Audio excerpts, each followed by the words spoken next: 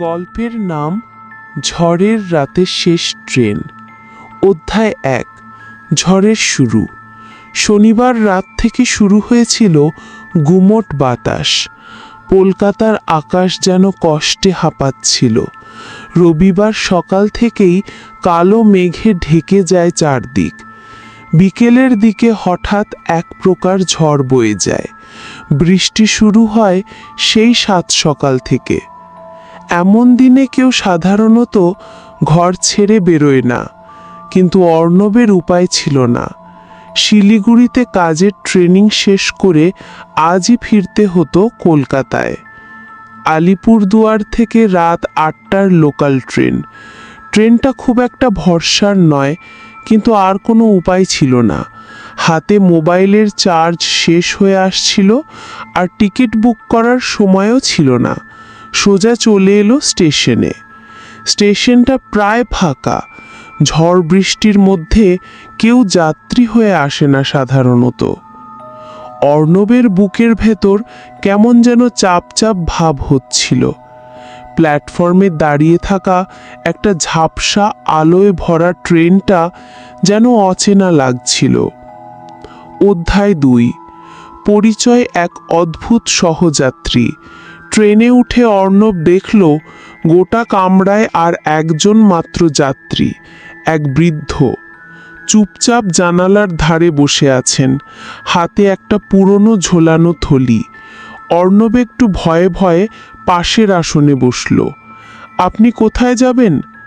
বৃদ্ধ ধীরে ঘাড় ঘুরিয়ে বললেন, এই ট্রেনের শেষ স্টপেজে, শেষ গন্তব্য যেখানে। অর্ণব একটু চমকে গেল। কথাটা যেন একটু অদ্ভুত মনে হলো, তবে পাত্তা না দিয়ে জানলার দিকে তাকিয়ে রইল। ট্রেন ছুটে চলেছে অন্ধকারের দিকে। বাইরের ঝড় বৃষ্টি আরও ভয়ঙ্কর হয়ে উঠছে। কিছুক্ষণ পর বৃদ্ধ হঠাৎ বললেন, এই রুটে একটা ট্রেন দুর্ঘটনা হয়েছিল জানো? অর্ণব বলল, হ্যাঁ শুনেছি, বছর 10 আগে একটা ট্রেন লাইনচ্যুত হয়ে যায় রাতে। বৃদ্ধ হেসে বললেন, ঠিক এই ট্রেনটাই ছিল সেটা। অর্ণব গা ছমছম করে উঠল। তার মনে হলো বাতাসে যেন একটা শীতলতা ছড়িয়ে পড়ছে। অধ্যায় 3। মাঝরাতে অচেনা স্টেশন। ট্রেন চলতে চলতে হঠাৎ একটা অদ্ভুত ছোট স্টেশনে দাঁড়ালো। স্টেশনের নাম লেখাও নেই। অর্ণব জানলা দিয়ে দেখল একটা লাল আলোর মতো কিছু জ্বলছে প্ল্যাটফর্মের একপাশে। কেউ নামছে না, কেউ উঠছেও না, অথচ ট্রেন থেমে আছে প্রায় 5 মিনিট ধরে। বৃদ্ধ হঠাৎ বলে উঠলেন, তোমার নাম কি? অর্ণব, উত্তর দিল সে। তুমি জানো তুমি এখন জীবিতদের ট্রেনে নেই? হঠাৎ এক ফিসফিসে গলায় বললেন বৃদ্ধ।